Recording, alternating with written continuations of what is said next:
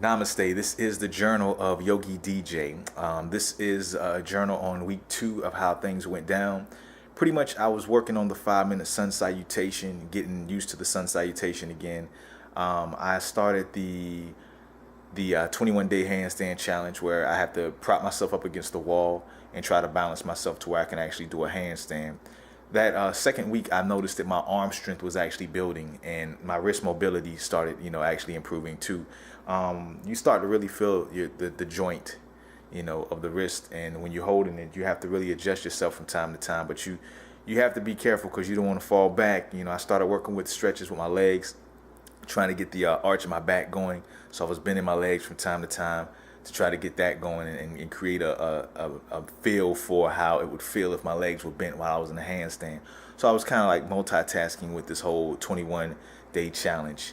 And I mean, week 2 was an experience for me because I had to get in the habit of, learning how to get up and do yoga every day. And with week 1, I had already had an idea, and it was like the wheel started spinning in week 1, and then week 2, it just keeps going and going and going and going and going faster into week 3.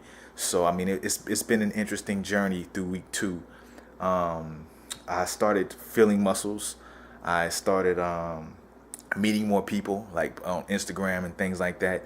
I was publishing on different posts to see where I would get the most activity, like Facebook, Instagram, Google Plus. I like the format of Google Plus. I get a lot of views on Google Plus, but it's not really about the views for me. It's about the interaction and to meet other people that do the same thing that I do with yoga.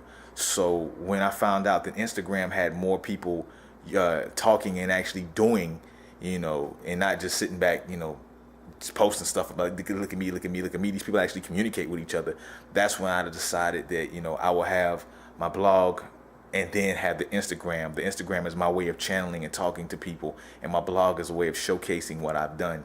And of course, Instagram is somewhat of a blog. It's a picture blog with a video, but I wanted to create something where I can show for what I do and I actually communicate and challenge myself with other people that do the same thing. So that's what I learned within week 2 of my journey, and it's just going to keep going from there. Each month I want to keep stepping up the game and keep doing more and getting more flexible.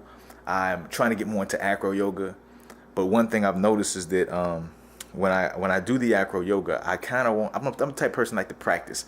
I look forward to doing something and being good at what I do. I don't want to just half behind do things. So with acro yoga, I want to find a few people that actually do it on the regular, where we can practice from time to time, not just jam out when they have the little jams. So that's one thing that I really learned too in the past couple of weeks, is that I'm into acro yoga. I'm into my personal journey in yoga, and it really helps me in general. My system has been taking a change. I can't drink alcohol like I used to because I feel like it slows me down. And living out on the beach is a lot of alcohol drinking.